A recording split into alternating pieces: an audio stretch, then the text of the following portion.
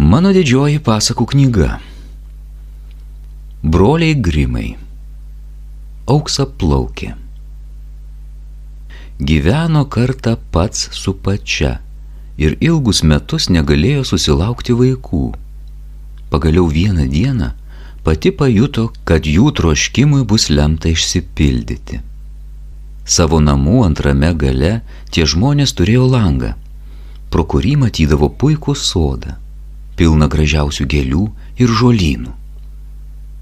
Bet tas sodas žaliavo aptvertas aukšta tvora ir niekas nedrįso į jį įeiti, mat jis priklausė galingai burtininkiai, kurios visi bijojo. Kartą pati, žiūrėdama pro langą į sodą, pamatė ten lysvę, apsėtą gražiausiamis sultenėmis. Jos buvo tokios vešlios, tokios žalios, kad ją apėmė neapsakomas noras jų paragauti. Jos noras kasdien stiprėjo. Deja, moteriškė žinojo, kad niekada negalės jų gauti, užtat nusiminė, išblyško ir sulyso. Jos vyras labai nusigando ir susirūpinęs paklausė: "Kasgi tau yra, žmonelė?" "Ak," atsakė jį, "jei negausiu paragauti sultenių iš kaimynės sodo, tai numirsiu." Vyras ją labai mylėjo, todėl tarė sau: "Negaliu leisti pačiai numirti. Teks parnešti sultenių iš sodo, kad ir kiek jos man bekainuotų." Prietemoje jis perlipo burtininkės sodo tvorą, prirovė pilną saują sultenių ir parnešė pačiai. Toji susitaisė iš jų salotų ir gardžiuodamasi suvalgė. Šis valgis jai taip patiko, kad kitą dieną jie jau 3 kart labiau jų norėjo. Todėl vyras temstant vėl nuslinko į sodą. Bet vos tik jis persikabarojo per tvorą, baisiai persigando, nes priešai save pamatė stovint burtininkę. "Kaip tu drįsti," sušuko toji piktai, "įsibrauti į mano sodą ir vogti sultenės. Dabar aš tau parodysiu." "Ach," atsakė jai vyras, "pasigailėkit manęs, ėjau čia didelės bėdos verčiamas. Mano pati pamatė pro langą šitas gražias sultenės ir tiek jų įsigeidė, kad būtų mirusi, jei nebūtų gavusi paragauti." Tada burtininkė atlyžo ir tarė vyrui: "Jei tiesa, ką sakai, tai duosiu tau kiek nori sultenių, bet tik su viena sąlyga. Turėsi atiduoti man vaiką, kuris gims tavo pačiai. Pažadu, kad jiem nieko netrūks ir aš rūpinsiuosi juo kaip tikra motina." Iš baimės vyras su viskuo sutiko.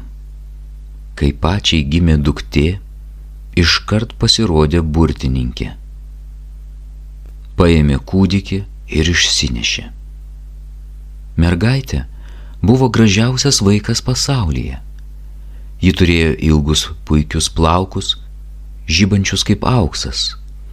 Burtininkė praminė ją Auksaplaukę. O kai šioji sulaukė 12 metų, nusivedė ją į girią ir uždarė aukštame bokšte, kuriame nebuvo nei durų, nei laiptų, tik mažas langelis viršuje.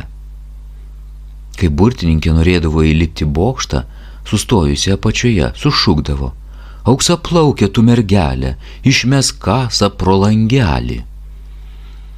Išgirdusi burtininkės balsą, Auksaplaukė išsipindavo savo kasas, sykį kitą apvyniodavo plaukus apie lango kablį, tada jos plaukai nukrisdavo per 20 molekčių į apačią ir burtininkė užsliuogdavo jais viršun.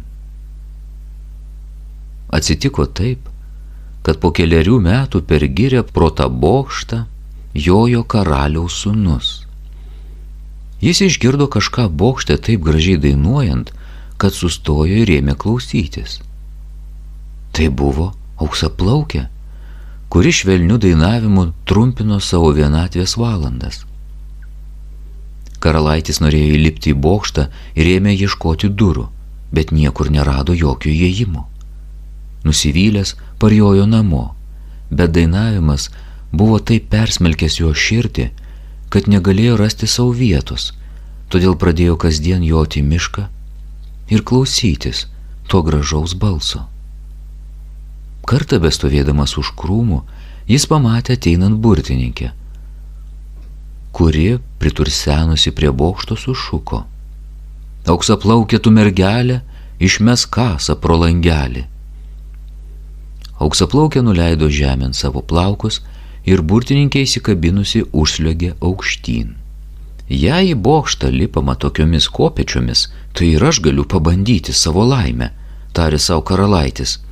Ir kitą dieną, vos pradėjus tempti, jis atėjo prie bokšto ir šūktelėjo: "Auksaplaukė tu mergelė, išmesk kasą pro langelį." Kai tik plaukai pasiekė žemę, karalaitis įlipo į bokštą. Iš pradžių auksaplaukė labai persigando, kai į bokštą įžengė vyras, nes ne vieno lig tol nebuvo mačiusi. Tačiau karalaitis pradėjo su ja meiliai kalbėtis ir papasakojo, kaip jam į širdį kritusios jos dainos, kaip nuo to laiko neturėjęs ramybės ir norėjęs ją pačią pamatyti. Tada auksaplaukė pamažu nusiramino. O karalaičio paklausta, ar už jo tekėtų, ir matydama, koks jis jaunas ir gražus, pagalvojusi: "Jis mane labiau mylės nei toji sena ragana."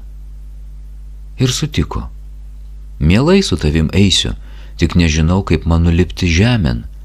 Ateidamas kas kartą atnešk šilko siūlų, tai aš iš jų nuvysiu kopėčias ir nusileisiu žemėn, o tu pasisodinsi mane ant savo žirgo."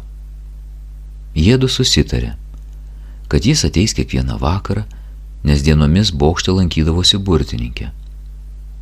Šioji apie tai nieko nenujautė, kol kartą auksaplaukiai išsprūdo: "Kažin kodėl man daug sunkiau įkelti į bokštą jūs, nei jauną karalaitį, kuris akimirksniu čia atsiranda." "Ak tu nedorėlė," sušuko burtininkė, "ką aš girdžiu? Maniau, kad atskyriau tave nuo viso pasaulio, o tu vis dėlto mane apgavai?"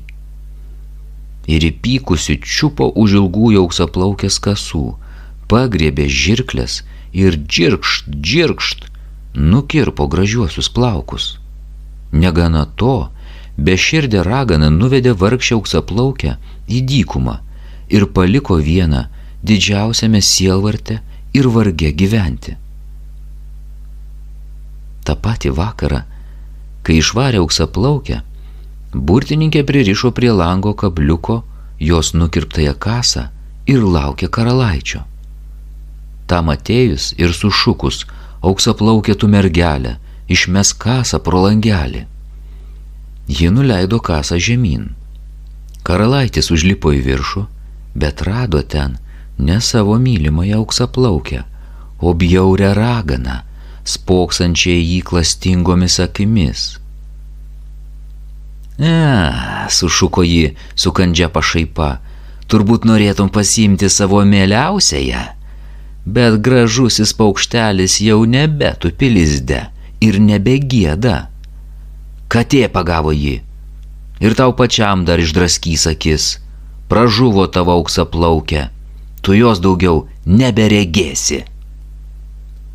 Karalaitis, iš nevilties praradęs nuovoką, šoko žemyn iš bokšto. Nors negyvai neužsimušė, bet erškėčiai, kuriuos įkrito, išdūrė jam akis. Tada jis ėmė aklai klaidžioti po mišką, raudodamas savo brangiosios mergelės. Taip jis nelaimingas klajojo daug metų, kol pagaliau atsidūrė dykumoje, kur auksaplaukė su gimusiais dvyniais gyveno dideliame varge. Karalaitis išgirdo balsą, kuris pasirodė jam pažįstamas, ir ėmė eiti į tą pusę. Kai jis prisiartino, auksaplaukė jį pažino ir puolusi ant kaklo pravirko iš džiaugsmo. 2 ašaros nuriedėjo jam ant akių.